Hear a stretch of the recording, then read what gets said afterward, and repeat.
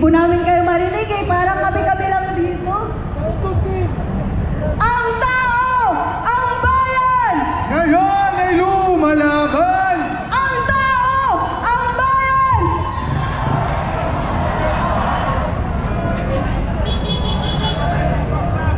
Ayan po, nag-aayos pa lang po ng halay. Kaya makinig po tayo sa ating mga command at leader kung paano po tayo mag-aayos ng halay ngayong hapon. Iniimbitahan po ang lahat na i-occupy po natin ang mismo pong lansangan. Tumindig po tayo dahil tayo po ang nagpapatuloy ng makasaysayang pagtindig ng taong Pilipino dito mismo sa EDSA Shrine. Hindi po ba mga kasama? Tama mo ba? Tama po ba mga kas? Ngayon naman mga kasama, bakit nga ba tayo narito? Bakit nga ba nagtitiis tayo sa init ng araw at ang haliang tapat? Kung pwede naman tayo doon sa ating mga tahanan.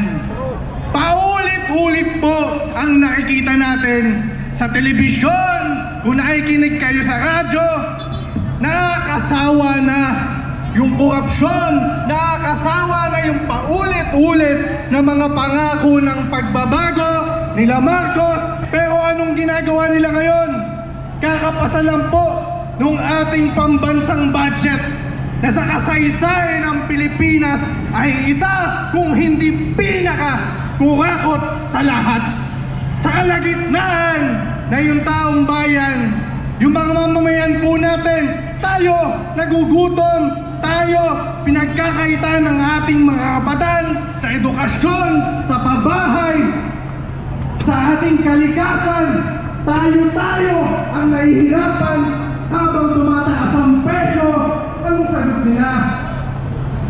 Dahil po ang dagdagan ng confidential funds, dahil po ang dagdagan ng korupsyon, dahil po sila mag-a-appoint ng kung sino-sino nila sa negosyo na wala namang alam at wala namang interes na paguhin ang ating kinabukasan, ang ating nararanasan. Kung kaya mga kasama, lalo pa po natin ipagsigawan dahil hindi naman nila papaguhin yung ating hinaharap ngayon. Kasi sila mismo yung pakikinabangan dyan. Isigaw pa po natin lalo ang tao, ang bayan! Ngayon ay lumalaban! Ang tao, ang bayan! Ngayon ay lumalaban! Sa ilang minuto lang po mga kasama, magsisimula po ang aming napakasiksik na programa. Pero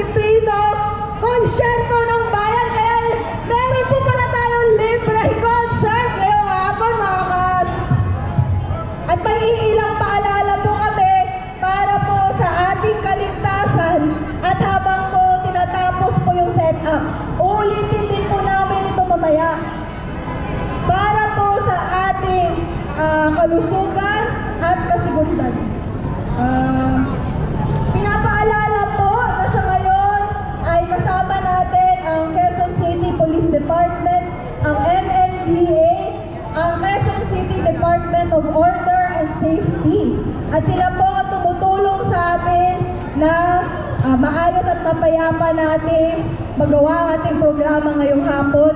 Andito din po ang 3 ambulansya na meron pong mga trained na EMT at medical personnel. Dito po sa side ng EDSA, nakikita niyo po yung ilan. Tsaka meron din po dito sa loob, yung medyo malapit po sa Ortigas side. So kapag po may nararamdaman kayo, lumapit lang po sa mga kapulisan at sa mga ambulansya para po matulungan kayo. At huli, meron din po tayo mga marshal mula po sa Bikers of Good Governance na nagbabantay at nagmamatsyag po sa ating mga gilid para po tayo ay protektahan. Yun. At para naman po sa mga kailangan gumamit ng ating mga portalet, meron po dito sa kalye ng Poveda at dito sa harap ng EDSA Shrine along EDSA. Lamang po mga kasama.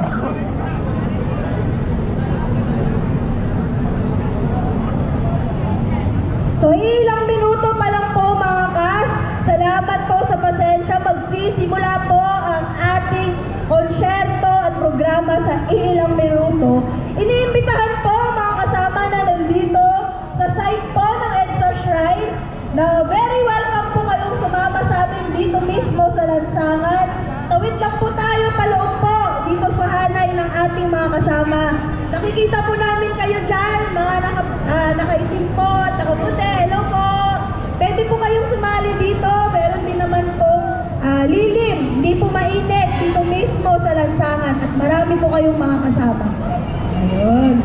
Ayan, ipakita po natin yung kapal ng ating hanay na tumututol sa pagpasa doon sa ating budget ng ating bansa ngayon at sa pananatili ng korupsyon, pananatili ng mga dinastiya sa poder ng ating pamahalaan. Ang tao, ang bayan! Ngayon ay lumalaban! Ngayon ay lumalaban! Ang tao, ang bayan! Makibaka! Huwag matakot! Huwag matakot! Makibaka! Ang mga pauna po na unified na demands ng ating clergy and citizens for good governance ay mahaba at yun po mismo ang pinapaikot ang bawat membro ng koalisyon.